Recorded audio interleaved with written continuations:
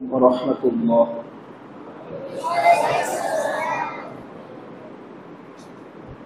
الحمد لله رب العالمين، والصلاة والسلام على أشرف الأنبياء والمرسلين وعلى آله وصحبه أجمعين ومن تبعهم بإحسان إلى يوم الدين. قال الله تعالى في كلامه المجيد: أعوذ بالله من الشيطان الرجيم. لا يستوي أصحاب النار وأصحاب الجنة أصحاب الجنة هم الفائزون. আলহামদুলিল্লাহ, প্রশংসা একমাত্র আল্লাহ তাআলার জন্য, যিনি আমাদের সৃষ্টি করেছেন, আমাদের সুস্থ রেখেছেন, নিরাপদে রেখেছেন। সবচেয়ে গুরুত্বপূর্ণ আমল ইলম অর্জন করা। সেই ইলম অর্জন করার জন্য মাদ্রাসাতুল হাদিস আস-সালাফিয়াতে একত্রিত হওয়ার সুযোগ করে দিয়েছেন। সেই আল্লাহ তাআলার শুকরিয়া, আলহামদুলিল্লাহ। দরুদ ও সালাম বর্ষিত হোক সমস্ত নবী এবং রাসূলগণের প্রতি, বিশেষ করে সর্বশেষ নবী এবং রাসূল, যার পর আর কোন নবী বা রাসূল নেই। কিয়ামত পর্যন্ত যত মানুষ দুনিয়ায় আসবে, প্রতিটি মানুষ যেই রাসূলের আনুগত্য করতে বাধ্য, যেই রাসূলের আনুগত্য করার মাধ্যমে দুনিয়াতে পাওয়া যাবে শান্তি, পরকালে পাওয়া যাবে জাহান্নাম থেকে মুক্তি। সেই রাসূলের প্রতি বর্ষিত হোক দরুদ ও সালাম সাল্লাল্লাহু আলাইহি ওয়াসাল্লাম। সম্মানিত উপস্থিতি, আজকের এই তালিমি বৈঠকে যারা উপস্থিত আছে, আমরা মোটামুটি ধর্ম ভালো বুঝি। আমরা বাহিরে যখন আলোচনা করি, দেখা যায় সবাই অজানা মানুষ, এরকম পরিবেশ পাওয়া যায় না। এখানে আমরা যারা আছি সবাই কোরআন হাদিস মোটামুটি ভালোই বুঝি। সুতরাং আমি শুধু স্মরণ করিয়ে দেব, আমাদের সবকিছুই জানা আছে, আমি শুধু স্মরণ করিয়ে দেব, যাতে আমাদের ঈমান আমল কিছুটা হলেও সংশোধন হয়। সুতরাং আজকে আমার আলোচনার বিষয় আত্মসমালোচনা, আল মুহাসাবা, হিসাব নিকাশ। একজন ব্যবসায়ী সারাদিন ব্যবসা করার পর শেষে দিনের শেষ ভাগে যখন দোকান বন্ধ করে, কত টাকা বিক্রি হলো, কত টাকা লাভ হলো, হিসাব ঠিক করার পর কিন্তু সে ঘুমায়। কোনোদিন হিসাব মিলাতে না পারলে তার ঘুম হয় না। মানুষ হিসাবে আমাদের প্রধান দায়িত্ব আল্লাহর ইবাদত করা। আমরা কতটুকু ইবাদত করতে পারলাম, এই হিসাব নিকাশ আমাদের করা প্রয়োজন, যদিও আমরা করি না। এ প্রসঙ্গে আলোচনার শুরুতেই সূরাতুল হাসরের 3টি আয়াতের অনুবাদ। আল্লাহ রাব্বুল আলামিন বলেন: ইয়া আইয়ুহাল্লাযীনা আমানুত্তাকুল্লাহ, হে মুমিনগণ, তোমরা আল্লাহকে ভয় করো। মুমিন কারা? সংক্ষেপে আমরা বলতে পারি 6টি বিষয়ের উপর যার বিশ্বাস আছে।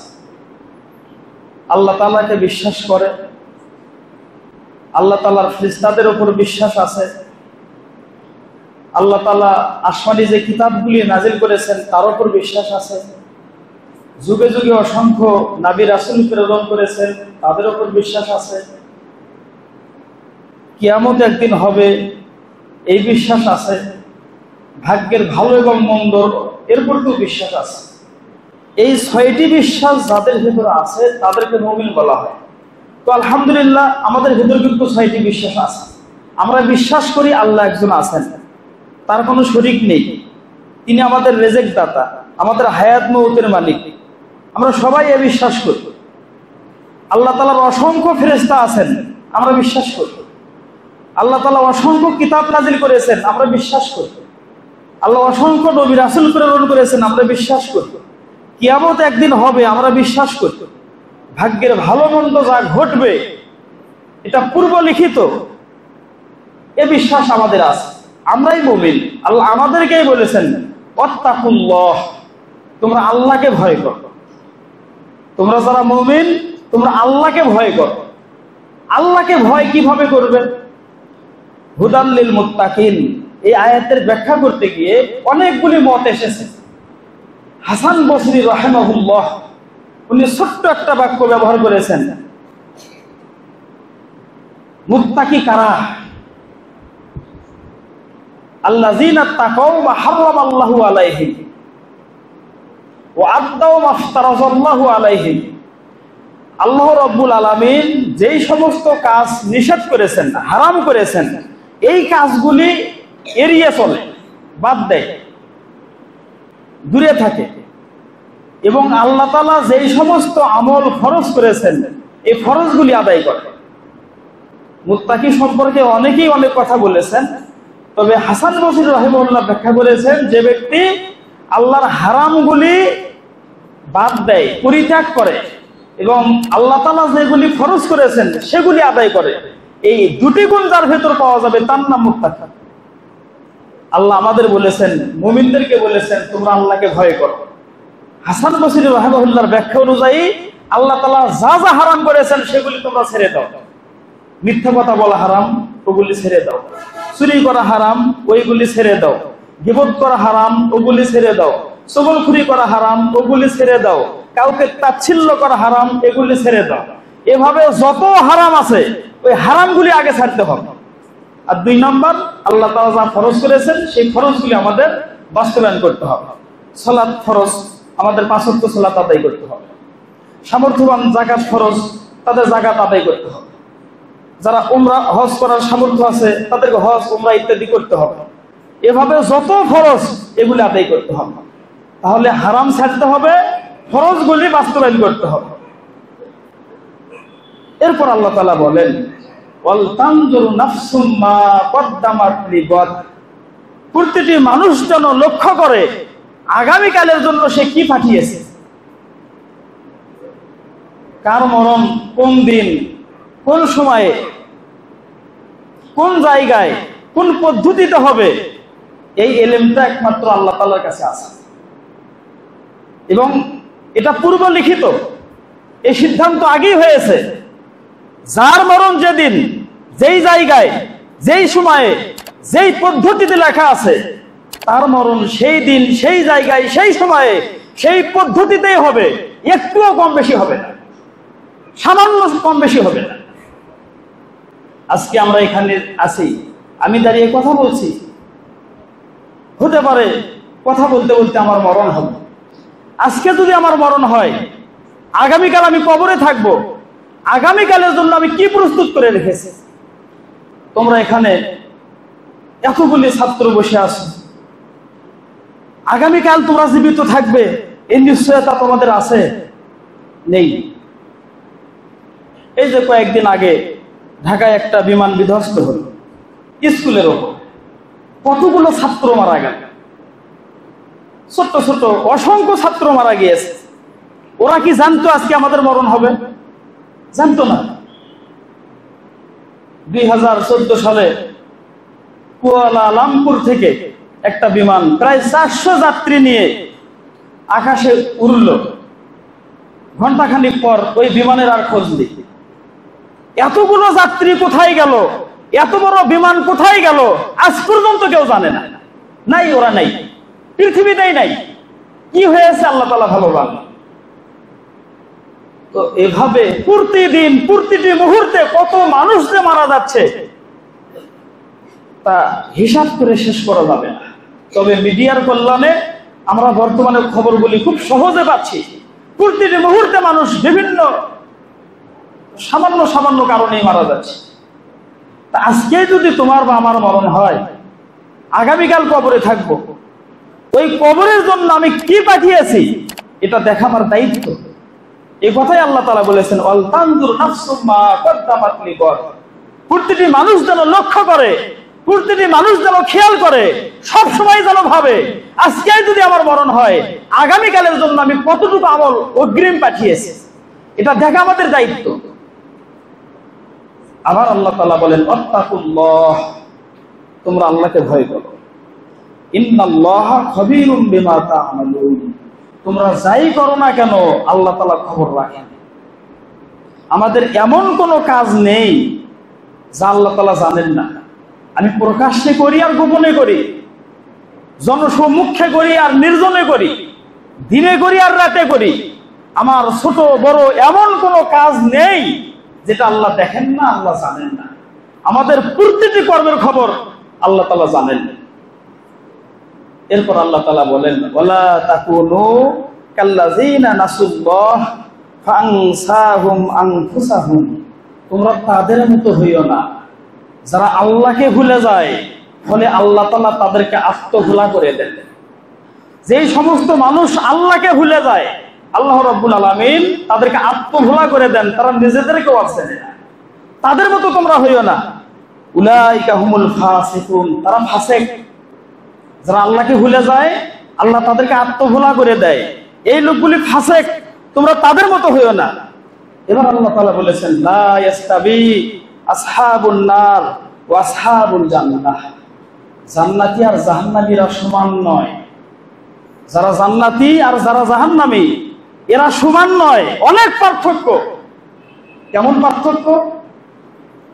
জান্নাত জাহান্নাম সম্পর্কে অসংখ্য হাদিস আমরা পড়েছি। ছোট্ট একটা হাদিস জাহান্নাম সম্পর্কে বর্ণিত হয়েছে। রাসূল সাল্লাল্লাহু আলাইহি ওয়াসাল্লাম বলেছেন, দুনিয়াতে সবচেয়ে ভোগ বিলাস করেছে, সবচেয়ে সুখী মানুষ, যখন যা চেয়েছে তাই পেয়েছে, এরকম একটা জাহান্নামী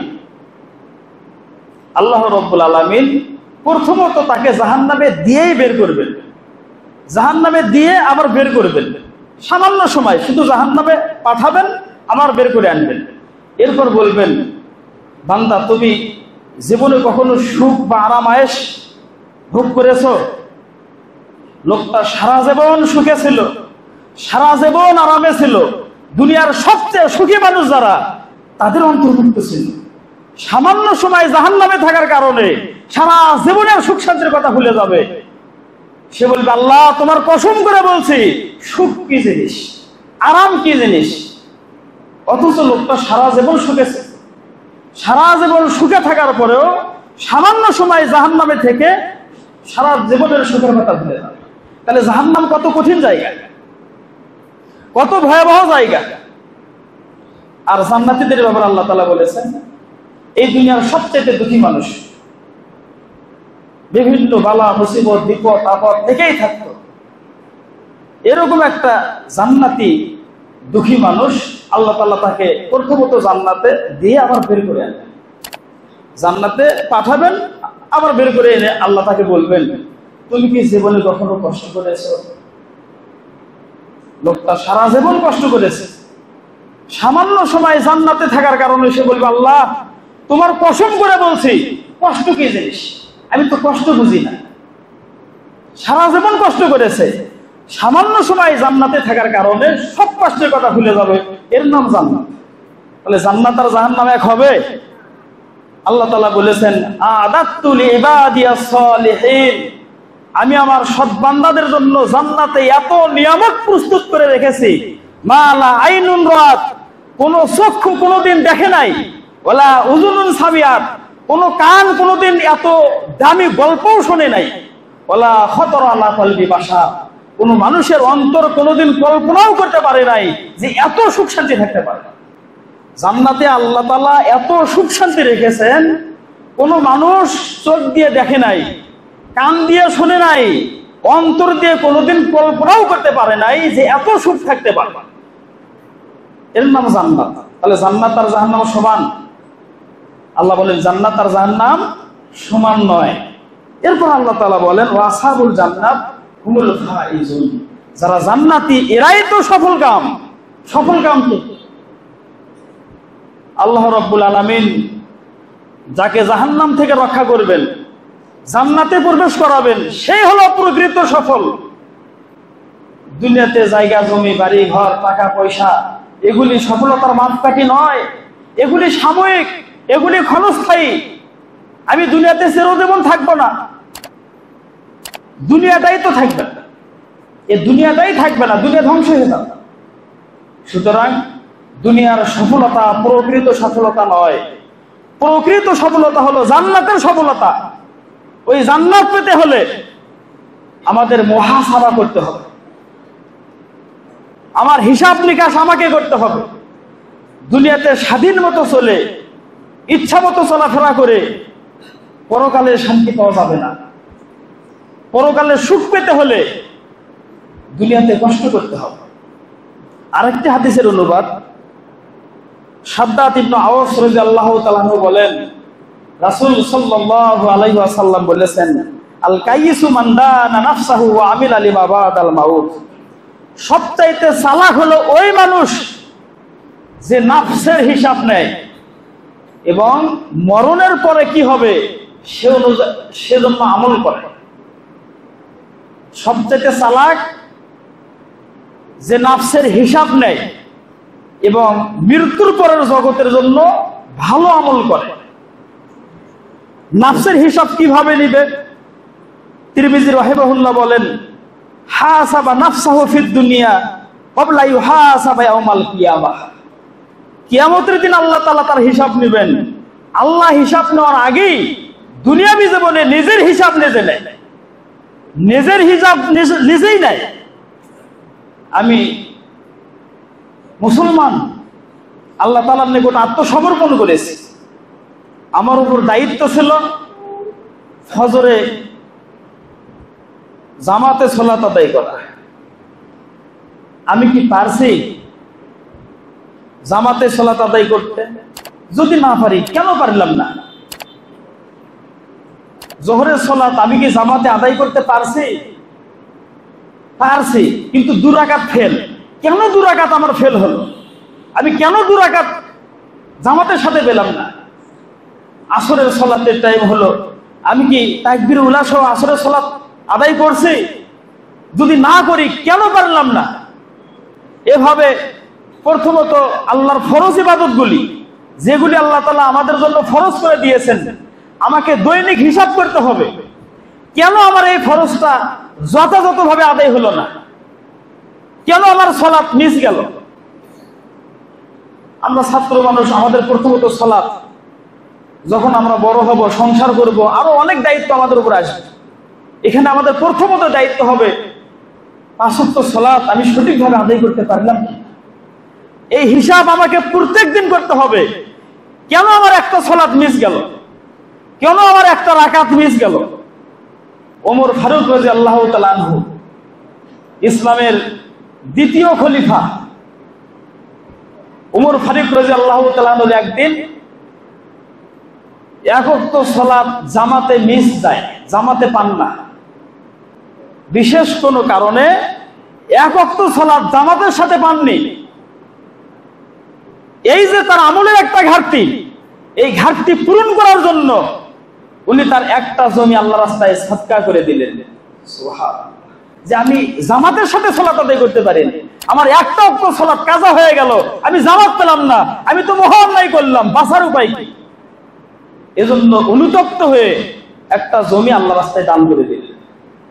ওনার ছেলে ইবনে উমর রাদিয়াল্লাহু তাআলা আনহু, ইবনে উমর রাদিয়াল্লাহু তাআলা আনহু সম্পর্কে বর্ণিত হয়েছে, কোন কারণে 1 ওয়াক্ত জামাতের সঙ্গে যদি 1 ওয়াক্ত সালাত আদায় করতে না পারতেন, উনি ওই রাত সারা রাত ঘুমাতেন না, সারা রাত ইবাদত করে কাটাতেন, যে আজকে আমার 1 ওয়াক্ত সালাত জামাতের সাথে আদায় করতে পারি। এই জন্য সারা রাত জেগে জেগে ইবাদত করতেন। অথচ আমরা হেলাই খেলাই দিন পার করছি, কত ওয়াক্ত ছুটে গেল, কত রাকাত ছুটে গেল, শুধু সালাত না, এভাবে কত অনিয়ম আমরা করলাম, কিন্তু একবারের জন্য ভাবলাম না কেন আমাদের দ্বারা এই ভুলগুলি বারবার হচ্ছে। আমরা আমাদের মন মতো চলছি, মন যখন যা বলছে আমরা তাই করছি। মন মতো চলা যাবে না। সালাফদের কোন এক সালাফ বলেছেন, আর নাফসু কা শারিকিল খাওয়ান ইল্লাম তুহাসিবহু যাহাবা বিমালিক। মানুষের মন, এই নাফস, এই মনটা হচ্ছে খেয়ানতকারী অংশীদারের ন্যায়। আমরা অনেক সময় ভাগে ব্যবসা করি, যার সঙ্গে আমি শরীক অংশীদারিত্ব, আমার ওই ভাইটা যদি খেয়ানতকারী হয় আর আমি যদি তার প্রতি খেয়াল না করি, আমার ব্যবসা চলবে।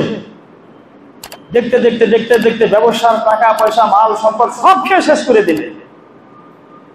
তো ইনি বলছেন, মানুষের মন হলো খেয়ানতকারী শরীকের ন্যায়, অংশীদারির ন্যায়। তুমি যদি তার হিসাব না নাও, তাহলে তোমার সব ঈমান আমল নিয়ে যাবে। সুতরাং মনের হিসাব নিতে হবে। সব সময় আমার মনকে জিজ্ঞাসা করতে হবে, এই কাজ তুমি কেন করলে, এই কাজ তুমি কেন করতে পারলে না, এই পাপ তোমার দ্বারা কেন হলো, এই পাপ থেকে তুমি কেন বাঁচতে পারলে না। এইভাবে মনকে সব সময় জিজ্ঞাসাবাদ করতে হবে। হাসান বসরি রাহিমাহুল্লাহ বলেছেন, ইন্নাল আবদা লা ইয়াজালু বিখাইর মা কানা লাহু ওয়াইযু মিন নাফসি ওয়া কানাতিল মুহাসাবাতু মিন হিম্মাতিহি। কোন বান্দা ততদিন কল্যাণের উপর থাকবে যতদিন তার নাফস তাকে উপদেশ দাতা হবে এবং নিজের আমলের হিসাব নিকাশ করার জন্য তার মন মানসিকতা থাকবে। সব সময় তার একটা প্রস্তুতি থাকবে, আমার ঈমানের খবর কি, আমার আমলের খবর কি, আমি আজকে কতগুলি ভালো কাজ করছি, কতগুলি ভালো কাজ আমার থেকে খুঁত হয়ে গেল, আমি করতে পারলাম না। আজকে আমি কতগুলি পাপ করছি, কতগুলি পাপ আমি করলাম, কেন করলাম, কেন পাপগুলি থেকে বাঁচতে পারলাম না। এরকম হিসাব নিকাশ করার মূল মানসিকতা যারা আছে এবং তার অন্তর সবসময় তাকে ভালো উপদেশ দেয়, এই লোকটা সর্বদাই কল্যাণের উপর থাকবে। মাইমুন ইবনে মেহরান রাহিমাহুল্লাহ তাবি, উনি আরো ভয়ঙ্কর একটা মন্তব্য করেছেন। উনি বলেছেন, লা ইয়াকুনুল আবদু তাকিয়ান হাত্তা ইউহাসিবা নাফসাহু কামা ইউহাসিবু শারিকাহু মিন আইনা মাতামুহু ওয়া মালবাসুহু। ততক্ষণ পর্যন্ত কোন বান্দা মুত্তাকি হতে পারবে না যতক্ষণ সে তার নাফসের হিসাব না নিবে। যেমন ভাবে দুই ভাই একসঙ্গে ব্যবসা করে, সবসময় একে অপরের প্রতি খেয়াল রাখতে হবে। আমরা একই ব্যবসা করি, একই ইনকাম করি, অথচ সে এত ভালো খাবার খায়, এত ভালো পোশাক পরে, এত ভালো গাড়ি ব্যবহার করে, এত উন্নত জীবন যাপন করে, কিভাবে করে? ওই দিকে খেয়াল না করলে এক পর্যায়ে সে কিন্তু আত্মসাৎ করে সবকিছু নিয়ে যাবে। যেহেতু ব্যবসা একই, উভয়ের জীবনযাপন একই রকম হওয়া দরকার, কিন্তু আমার এত কষ্ট, ও এত সুখে কিভাবে থাকে, এই হিসাব যতক্ষণ নিতে না পারবে ততক্ষণ তার ব্যবসা টিকবে না। ঠিক তেমনই ভাবে আমার নাফস কখন কি করলো, আমার মন কখন কি করলো, আমি যদি খোঁজ রাখতে না পারি, আমার মনকে আমি নিয়ন্ত্রণ করতে না পারি, আমার মনকে আল্লাহর পথে অবিচল রাখতে না পারি, তাহলে আমি প্রকৃত মুত্তাকি হতে পারবো না। সুতরাং সকলের প্রতি আমার উদাত্ত আহ্বান থাকবে, এই দুনিয়াটা আমাদের ক্ষণস্থায়ী, সাময়িক সময়ের জন্য আমরা এসেছি। যাক আসলেই এই দুনিয়া ছেড়ে আমাদের চলে যেতে হবে। ওই পরকালের জন্য আমাদের প্রস্তুতি নেওয়া দরকার। প্রতিটি সময়ে আমার মনকে তদারকি করা দরকার। আমার মন কোন পথে চলছে, কি বলছে, কি করছে, এগুলি আমাদের খেয়াল করা দরকার। অনেক সময় আমরা দেখি আমরা তলিবুল ইলম, আমরা এ জামানার সবচেয়ে ভালো মানুষ, অথচ আমাদের আমল এখানে আজান হচ্ছে, হাইয়া আলাস সালাহ, জামাতে আসো, আমরা বাজারে যাচ্ছি। এখানে মুয়াজ্জিন বলছেন হাইয়া আলাল ফালাহ, কল্যাণের দিকে আসো। আমরা তখন ঘুমিয়ে আছি, আমরা গল্প করছি, আমরা আড্ডা দিচ্ছি, আমরা গোসল করছি, বিভিন্নভাবে আমাদের সময়গুলি আমরা নষ্ট করছি। আজান হয়ে গেল, ইকামত হয়ে গেল, জামাত হয়ে গেল, অথচ আমি আমার গল্প নিয়েই পড়ে আছি, আমি আমার ওই আড্ডাবাজি নিয়েই পড়ে আছি। যে ব্যক্তি সালাতের গাফিলতি করে তার ব্যাপারে অনেক মতামত রয়েছে। সবচাইতে দুর্বল মত দিয়েছেন ইমাম আবু হানিফা রাহিমাহুল্লাহ। উনি বলেছেন আজান হলো, ইকামত হলো, জামাত হলো, ওয়াক্ত পার হয়ে গেল, কিন্তু মুসলমানের বাচ্চা জামাতে গেল না, তাকে জেলখানায় বন্দী করে রাখতে হবে, এই দুনিয়াতে থাকার অধিকার তার নেই। এটা আবু হানিফার দুর্বল মত। আর অন্যান্য ইমাম বলেছেন তাকে হত্যা করতে হবে।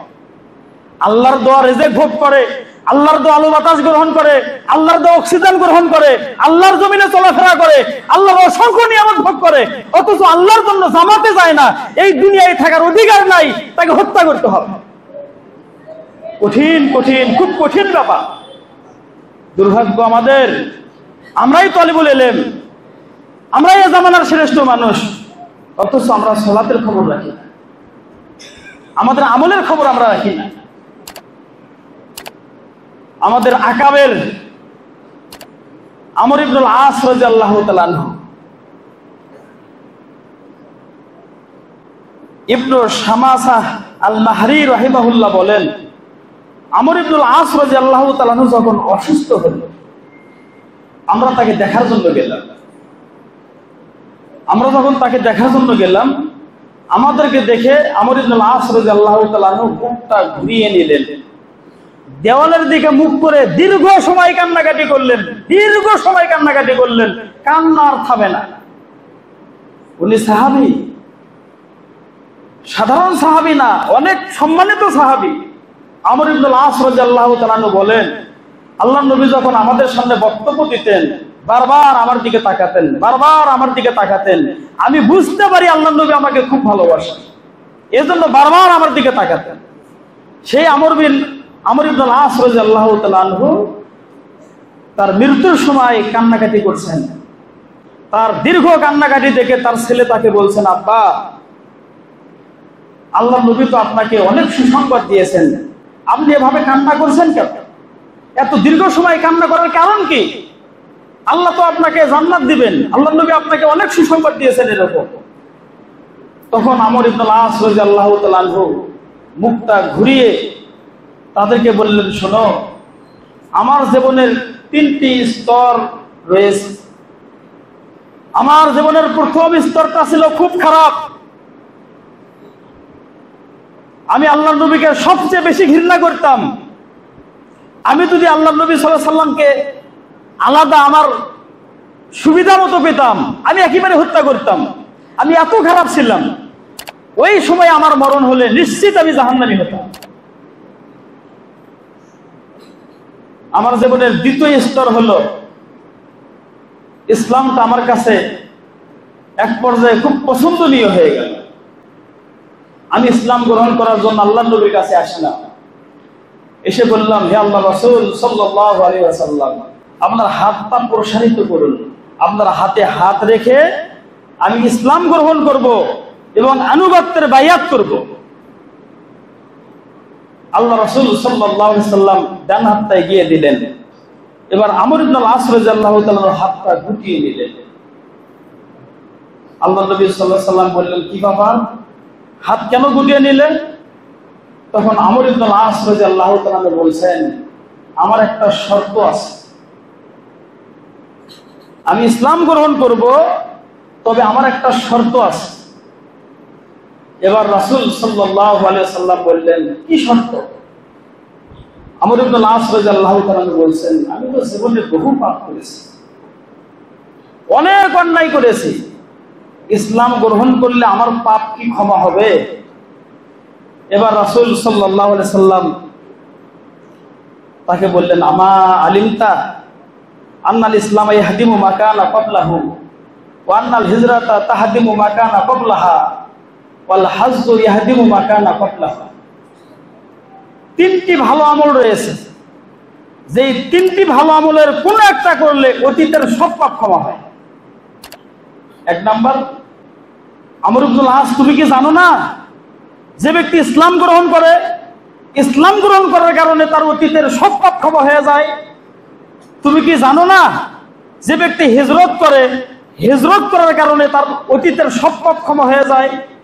তুমি কি জানো না যে ব্যক্তি হজ করে, হজ করার কারণে অতীতের সব পাপ ক্ষমা হয়ে যায়? এবার আমর ইবনুল আস রাদিয়াল্লাহু তাআলা বলেন, এবার আমি ইসলাম গ্রহণ করলাম, যেহেতু ইসলাম গ্রহণ করলে পাপ ক্ষমা হবে, ইসলাম গ্রহণ করলাম। এরপর আল্লাহ নবী সাল্লাল্লাহু আলাইহি সাল্লাম আমার কাছে এত প্রিয় হয়ে গেলেন, সবচেয়ে প্রিয় হলেন নবী মুহাম্মদ সাল্লাল্লাহু আলাইহি ওয়াসাল্লাম। আমি নবীকে এত ভালোবাসতাম, এত সম্মান করতাম, আমি কোনোদিন আল্লাহর নবীর চেহারার দিকে তাকিয়ে দেখিনি। আমাকে যদি বলা হয় নবীর চেহারা কেমন, আমি বলতে পারবো না, কারণ নবীকে এত সম্মান করতাম, আমি নবীর চেহারার দিকে তাকানোর কোনো সাহস পাইনি আমার। ওই অবস্থায় যদি আমার মরণ হতো, আমি জান্নাতি হয়ে যেতাম, নিশ্চিত আমি জান্নাতি হতাম। আমার জীবনের তৃতীয় স্তর হলো, আল্লাহ নবী মারা গেলেন, আমি অনেক দিন দুনিয়াতে থাকলাম, অনেক দায়িত্ব পালন করলাম, কিন্তু আমার জানা নেই আমার এখনকার এই আমলের ভেতর কতটুকু ত্রুটি আছে, কতটুকু সৎ আমল আছে। আমার ভয় হচ্ছে অনেকদিন আমি দুনিয়াতে বেঁচে আছি, আমার অনেক পাপ হয়েছে, আমি আল্লাহর কাছে কি জবাব দেব, এই ভয়ে আমি কান্না করছি। এরপর উনি সবাইকে ওসিয়ত করলেন, শোনো, আমি যখন মারা যাব আমার সাথে যেন আগুন না নিয়ে যাওয়া হয়, কোন ক্রন্দনকারিণীকে নিয়ে যাওয়া না হয়, আস্তে আস্তে আমার কবরে মাটি দিও। আমাকে কবরে রাখার পর তোমরা দীর্ঘ সময় দাঁড়িয়ে আমার জন্য দোয়া করবে। একটা উট জবাই করার পর বস্ত্র বন্ধন করতে যত সময় লাগে ততক্ষণ দাঁড়িয়ে আমার জন্য দোয়া করবে, কারণ কবরে আমাকে জিজ্ঞাসা করা হবে, আমি যেন সুন্দরভাবে জবাবগুলি দিতে পারি, তোমরা আমার জন্য দোয়া করো। তো সম্মানিত উপস্থিতি, আমর ইবনুল আস রাদিয়াল্লাহু তাআলা আনহু, আল্লাহর নবীর সাহাবী, নিশ্চিত সে জান্নাতি, অথচ মৃত্যুর আগে কান্নাকাটি করছেন। কেন? আমি তো অনেক আমল করেছি, অনেক দায়িত্ব পালন করেছি, কোথায় যে কি ভুল করেছি আমার জানা নেই, আমার একটা ভুলের কারণে আল্লাহ যদি আমাকে ধরেন আমি কি জবাব দেব, এই ভয়ে তিনি কান্নাকাটি করছেন। আর আমরা কত পাপ করি, কত অন্যায় করি, আল্লাহ কত আদেশ অমান্য করি, নবীর কত আদেশ অমান্য করি, অথচ আমাদের মন ওভাবে কাঁদে না, ওই ভয় আমাদের হয় না। আমরা সব সময় পাপ করতেই আছি।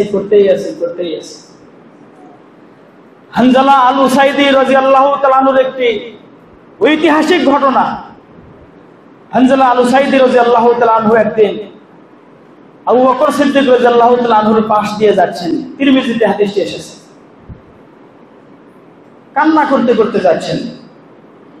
এবার আবু বকর সিদ্দিক রাদিয়াল্লাহু তাআলা আনহু বলছেন, হানজালা তুমি কাঁদছো কেন, তোমার কি হয়েছে, তুমি কান্না করছো কেন? হানজালা রাদিয়াল্লাহু তাআলা আনহু তখন বলছেন, ভাই আমি তো মুনাফিক হয়ে গেছি। আশ্চর্য কথা, তুই মুনাফিক হলে কিভাবে? হানজালা রাদিয়াল্লাহু তাআলা আনহু বলছেন, যখন আল্লাহর নবীর কাছে থাকি, রাসূল সাল্লাল্লাহু আলাইহি সাল্লাম আমাদেরকে জান্নাতের কথা বলেন, জাহান্নামের কথা বলেন, ওইগুলি শুনি, ঈমান ভালো থাকে।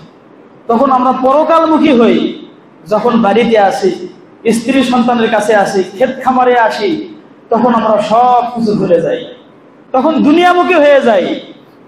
তা রাসূলের কাছে যখন ছিলাম ঈমান ছিল পরিপূর্ণ, বাড়িতে যখন আসলাম ঈমানটা আগের মতো নেই, আমি তো মুনাফিক হয়ে গেছি, আমি তো আর মুমিন নেই, এজন্য আমি কান্নাকাটি করছি। আবু বকর সিদ্দিক রাদিয়াল্লাহু তাআলা বললেন, ভাই তাহলে তো আমিও মুনাফিক হয়ে গেছি, আমারও তো এমনটা হয়। যখন আল্লাহ নবীর কাছে থাকি তখন আমার জান্নাতের আশা করি, জাহান্নামের ভয় করি, তখন ঈমান আমল পরিপূর্ণ থাকে। যখন বাসায় আসি, স্ত্রী সন্তানের কাছে আসি, আমাদের ব্যবসা বাণিজ্য ক্ষেত খামারে আসি, তখন আমাদের ঈমান আগের মতো থাকে না। চলো আমরা আল্লাহ নবীর কাছে যাই। এবার দুই সাহাবী আল্লাহ নবীর কাছে গেলেন। হানজালার কান্না এখনো থামেনি, হানজালা কাঁদতেই আছে। আল্লাহ নবী বললেন, হানজালা তুমি কাঁদছো কেন? হানজালা রাদিয়াল্লাহু তাআলা একই ভাবে বলছেন, হে আল্লাহর রাসূল সাল্লাল্লাহু আলাইহি ওয়াসাল্লাম, হানজালা তো মুনাফিক হয়ে গেছে। হানজালার মুমিন নাই, হানজালা মুনাফিক। কিভাবে মুনাফিক?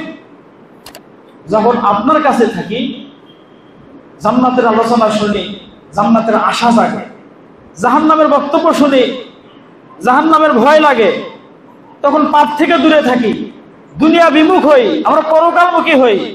কিন্তু যখন বাড়িতে যাই, ওই ঈমান আর আমাদের থাকে না। আল্লাহ নবী সাল্লাল্লাহু আলাইহি সাল্লাম বললেন, এরকম হবেই মাঝে মাঝে।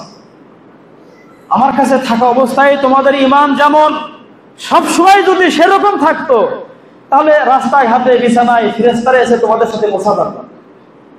ঈমান কম বেশি হবে, ঈমান কম বেশি হয়। এজিদু বিত্তআহ, আনুগত্যের মাধ্যমে ঈমান বৃদ্ধি পায়। যে যত আনুগত্যমূলক কাজ করবে তার ঈমান তত বৃদ্ধি পাবে। ওয়ায়ানকুসু বিল মাসিয়া, আর পাপের মাধ্যমে ঈমান কমে যাবে। যে যত পাপ করবে তার ঈমান তত কমে যাবে, যে যত ভালো কাজ করবে তার ঈমান তত বৃদ্ধি পাবে। তো এখানে আমার মাফহুম হলো, হানজালা রাদিয়াল্লাহু তাআলা আনহু আল্লাহর নবীর সাহাবী, আল্লাহর নবী বেঁচে আছেন, অথচ বাড়িতে আসার পর ঈমান একটু কমে যায়।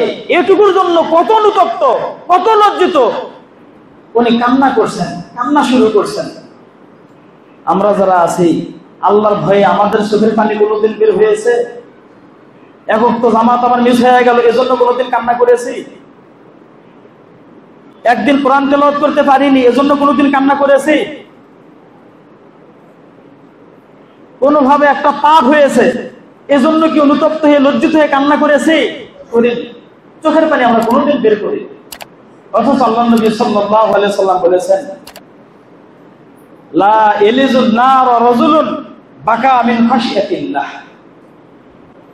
যে ব্যক্তি আল্লাহর ভয়ে কান্না করে, আল্লাহর ভয়ে চোখ দিয়ে পানি বের হয়, সে কখনো জাহান্নামে যাবে না।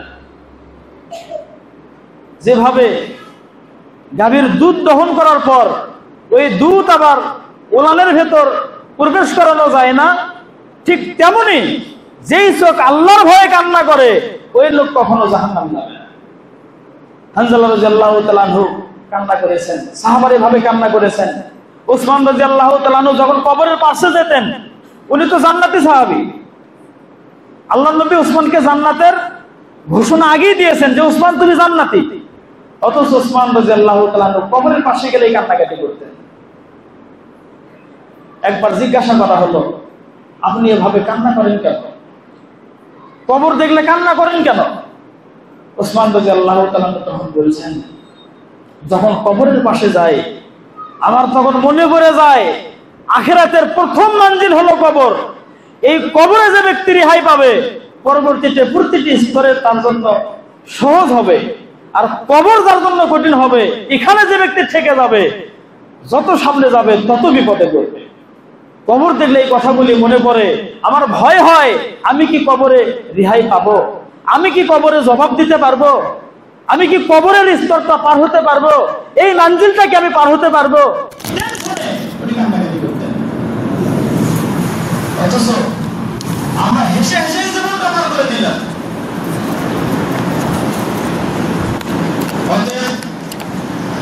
সকলের প্রতি আমার উদাত্ত আহ্বান, আমার মন কখনো ব্যাপার জানা নেই। অতএব প্রত্যেকটি সময় আমার ঈমান আমল নিয়ে আমি একটু হিসাব নিকাশ করি। আমি কতটুকু ভালো কাজ করলাম, আজকের দিনে আমি কতগুলি ভালো কাজ থেকে বঞ্চিত হলাম, আজকের দিনে আমি কতগুলি পাপ করলাম, আমি কেন পাপগুলি করলাম, এগুলি নিয়ে আমি একটু হিসাব করি। বিশেষ করে আমরা পরে বলিলেন, আমরা যারা ছাত্র, আমাদের বেশি ভাবা দরকার। আবু দারদা রাদিয়াল্লাহু তাআলা বলেন, যে লোক জানে না, না জেনে পাপ করেছে, তার জন্য একটা মাত্র আফসোস। কিন্তু যে ব্যক্তি জানে, জানার পরেও আমল করতে পারলো না, তার জন্য 70 বার আফসোস। তুমি জানো, তারপরেও কেন বলো না? না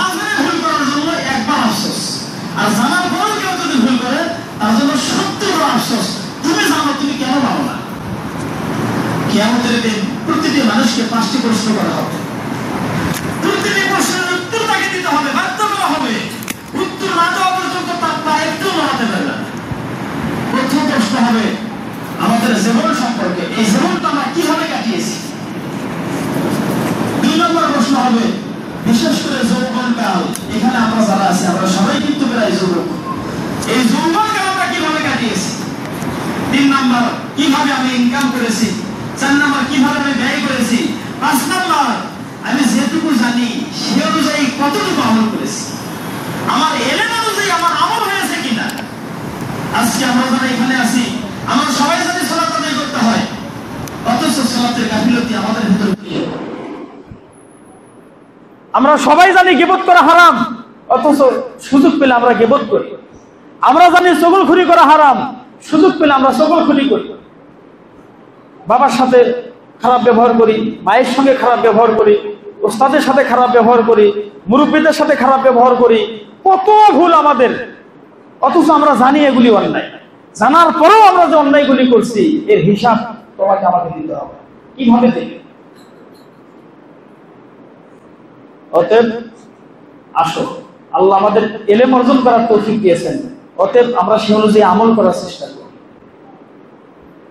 পরিশেষে আল্লাহ তাআলার কাছে দোয়া রাখি, রব্বুল আলামিন, আমরা মানুষ মাত্রই ভুল করে, আমাদেরও ভুল হওয়া স্বাভাবিক। তুমি যেহেতু ক্ষমা পছন্দ করো, অতএব তুমি আমাদের ক্ষমা করে দাও। আল্লাহুম্মা আমিন। রব্বুল আলামিন, আমরা শুধু লেখাপড়া করার জন্যই বাড়ি ঘর ছেড়ে, বাবা মা ছেড়ে, ভাই বোন ছেড়ে, আপনজন ছেড়ে এখানে এসেছি। আমরা যেন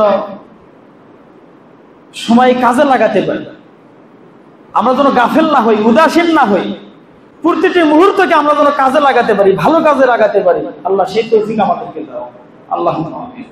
রব্বুল আলামিন, আমরা যেন উস্তাদদের সম্মান করতে পারি, মুরব্বীদের সম্মান করতে পারি, বড় ভাইদেরকে সম্মান করতে পারি, ছোট ভাইদেরকে আদর করতে পারি। সবাই যেন মিলেমিশে, মানে আমরা যে মুসলমান, এই মুসলমানের মতো হয়ে থাকতে পারি। আল্লাহ তুমি সেই তৌফিক আমাদেরকে দাও। আল্লাহুম্মা আমিন। পরিশেষে আবারও বলছি, আজকে আমার আলোচনার বিষয় ছিল মুহাসাবা, হিসাব নিকাশ। সালাক হলো ওই ব্যক্তি মান দানা নাফসাহু, যে তার নাফসের হিসাব নেয়। আমি আজকে প্রথমত যেটুকু ফরজ ইবাদত কতটুকু করতে পারছি, যদি না পারি কেন পারলাম না, আগামীতে যেন এই ভুল আর না হয়। 2 নাম্বার, হারাম কাজ আমি এড়িয়ে চলতে পারছি কিনা, হারাম ছাড়তে পারছি কিনা, যদি না পারি কেন পারলাম না, আমাকে পারতেই হবে, হারাম আমাকে ছাড়তেই হবে। 3 নাম্বার, গাফিলতি, উদাসীন। আমি আজকে কতটুকু সময় এই গাফিলতি করে ব্যয় করেছি, কেন আমি গাফিলতি করলাম, কেন গাফিল হলাম, কেন উদাসীন হলাম। এই উদাসীন আর হওয়া যাবে না। 4র্থ, আল্লাহ তাআলা আমার যে অঙ্গ প্রত্যঙ্গগুলি দিয়েছেন, 2টি চোখ আল্লাহ দিয়েছেন, 2টি পা আল্লাহ দিয়েছেন, 2টি হাত আমাকে দিয়েছেন। এই 2 হাত আমি কোন কাজে ব্যবহার করছি, এই 2 চোখ আমি কোন কাজে ব্যবহার করছি, এই 2 কান আমি কোন কাজে ব্যবহার করছি, এই 2 পা আমি কোন কাজে ব্যবহার করছি, এই হিসাবগুলি আমাকে করতে হবে। আমি কান দিয়ে গান শুনলাম না ভালো কিছু শুনলাম, চোখ দিয়ে অশ্লীল দৃশ্য দেখলাম না কোরআনের আয়াত, হাদিস, ইসলামিক বই পুস্তক দেখলাম। এইভাবে প্রতিদিন আমাদের অঙ্গ প্রত্যঙ্গগুলির হিসাব আমাকে দিতে হবে। পরিশেষে আল ইখলাস, আমি সারাদিন যে কাজগুলি করলাম এগুলি কি একমাত্র আল্লাহকে খুশি করার জন্য করেছি না কাউকে দেখানোর জন্য করেছি। আবারও মনে করে দিচ্ছি, প্রতিদিন আমাদের হিসাব করতে হবে ফরজ ইবাদতগুলি আমরা ঠিকভাবে করতে পারছি কিনা, যদি না পারি কেন পারলাম না। 2 নাম্বার, হারামগুলি ছাড়তে পারছি কিনা, যদি না পারি কেন পারলাম না। 3 নাম্বার, আমাদের যে অঙ্গ প্রত্যঙ্গগুলি এইগুলি আমি কোন কাজে ব্যবহার করলাম, ভালো কাজে কি খারাপ কাজে। পরিশেষে আমি যেই কাজগুলি করলাম এগুলি কেন করলাম, আল্লাহকে খুশি করার জন্য নাকি মানুষকে খুশি করার জন্য। এইভাবে যে ব্যক্তি তার জীবনের হিসাব নিকাশ করতে পারে, এই লোকটা হলো চালাক মানুষ। রাসূল বলছেন সেই লোকটা চালাক মানুষ। আর বোকা কে? বোকা হলো মানিত্তাবা হাওয়াহু, যে তার প্রবৃত্তি অনুসরণ করে। প্রবৃত্তি মানে কি? মন যা চাই তাই করে। মন বলছে এখন শুয়ে থাক, তা শুয়ে থাক। মন বলে গোপনে মোবাইল চালা, তা মোবাইল চালায়। মন বলে গান শোন, তা গান শোনে। মন বলে যা রেল লাইনে হাঁটাহাঁটি কর, তা হাঁটাহাঁটি কর। মন বলে আজকে দুপুরে ওই শহরে খেতে যেতে হবে, ও শহরে খেতে যায়। মন যা বলে তাই করে। মন যা বলে তাই করে। এর নাম হলো বোকা। যে মনের কথা মতো চলে সে হলো বোকা। পরিশেষে কোরআনের একটা আয়াত আল্লাহ রাব্বুল আলামিন বলেছেন, ওয়া আম্মা মান খাফা মাকামা রাব্বিহি ওয়া নাহান নাফসা আনিল হাওয়া ফাইনাল জান্নাতা হিয়াল মাওয়া। যে ব্যক্তি আল্লাহর সামনে দাঁড়াতে হবে এই ভয় করে। কিয়ামত হবে তো? হবে না? কিয়ামত হবে। আল্লাহ আমাদের সবাইকে আবার এখন যেরকম এরকমই বানাবেন। খালি এরকম না, আল্লাহ বলছে বালা কাদিরিনা আলা নুসাব্বিয়া বানানা। হাতের আঙ্গুলের যে অগ্রভাগ, এই আঙ্গুলের যে ছাপ, এখন যেরকম ছাপ ওইভাবেই তৈরি করবেন। পৃথিবীতে কোটি কোটি মানুষ, কারো আঙ্গুলের ছাপের সাথে কারো আঙ্গুলের ছাপ মেলে না। এই আঙ্গুলের ছাপটা যেমন ঠিক ওভাবেই আঙ্গুলের ছাপ দিবেন। অর্থাৎ তোমার আমার গঠন, আকৃতি, ব্রেন, বুদ্ধি এখন যেরকম ঠিক ওভাবেই আমাদেরকে আল্লাহ সৃষ্টি করবেন। এবং আজকের দিনে আমরা ভালো মন্দ যে যেটুকু আমল করছি সব কিছু আল্লাহ তাআলা প্রকাশ করবেন। এবার হিসাব নিবেন। আমল অনুযায়ী একদল জান্নাতে যাবে, আমল অনুযায়ী একদল জাহান্নামে যাবে। জান্নাতীরা জান্নাতে যাবে, জাহান্নামীরা জাহান্নামে যাবে। এরপর এই যে আমাদের মরণ, মানুষ যে মারা যায়, এই মরণটাকে আল্লাহ তাআলা এনে নিজের হাতে জবাই করবেন। এরপর বলবেন, হে জান্নাতীরা, তোমাদের মরণকেই হত্যা করলাম, তোমাদের আর মরণ নেই, তোমরা চিরজীবন জান্নাতে থাকো। জাহান্নামীদেরকে ডাক দিয়ে বলবেন, হে জাহান্নামীরা, তোমাদের মরণকেই হত্যা করলাম, তোমরা চিরকাল জাহান্নামে থাকো। তাহলে ওয়াম্মা মান খাফা মাকামা রাব্বিহি, ওই যে কিয়ামতের দিন আল্লাহর সামনে দাঁড়াতে হবে, আল্লাহ হিসাব নেবেন, হিসাব দিতে হবে, এই ভয় যে ব্যক্তি করে, ওয়ানাহান নাফসা আনিল হাওয়া, এবং নফসকে প্রবৃত্তির অনুসরণ থেকে হেফাজত করে। মন যা চাই তা করে না। মন বলে শুয়ে থাক, আমাকে মনে করতে হবে না মসজিদে আজান হলো, আমাকে জামাতে যেতে হবে। মন বলে এই পাপ কাজ কর, কিন্তু আমাকে মনে করতে হবে না পাপ আমাকে করা যাবে না, পাপ করলে পরকালে ধরা খেতে হবে। এইভাবে যারা আল্লাহর সামনে দাঁড়ানোর ভয় এবং মন যা চায় তা করে না, প্রবৃত্তির অনুসরণ করে না, আল্লাহ তাআলা তাদের থাকার জায়গা করে দিয়েছেন জান্নাত, চিরকাল জান্নাতে থাকবে। আর আল্লাহ তাআলা বলছেন হুমুল ফাইজুন, তারাই সফলকাম। রব্বুল আলামিন, তুমি আমাদেরকে সফল যারা তাদের অন্তর্ভুক্ত করে নাও, আল্লাহুম্মা আমিন। আল্লাহ, যারা চালাক, যারা মনের হিসাব নেয়, যারা মৃত্যুর পরের জগতের জন্য আমল করে, আমাদেরকে তাদের অন্তর্ভুক্ত করে নাও, আল্লাহুম্মা আমিন। রব্বুল আলামিন, যারা বোকা, প্রবৃত্তির অনুসরণ করে, পরকালে জান্নাত চায় কিন্তু সে অনুযায়ী চলে না, আল্লাহ তাদের অন্তর্ভুক্ত আমাদের করো না। রব্বুল আলামিন, তুমি আমাদেরকে উপকারী ইলম, উপকারী আমল দাও, আল্লাহুম্মা আমিন।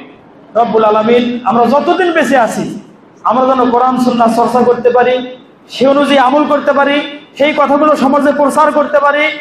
এভাবে দিনের কাজ করতে করতে আমরা কালেমা লা ইলাহা ইল্লাল্লাহ পড়তে পড়তে যেন মৃত্যুবরণ করতে পারি, সেই তৌফিক আমাদের সবাইকে দাও, আল্লাহুম্মা আমিন। আসসালামু আলাইকুম ওয়া রাহমাতুল্লাহ।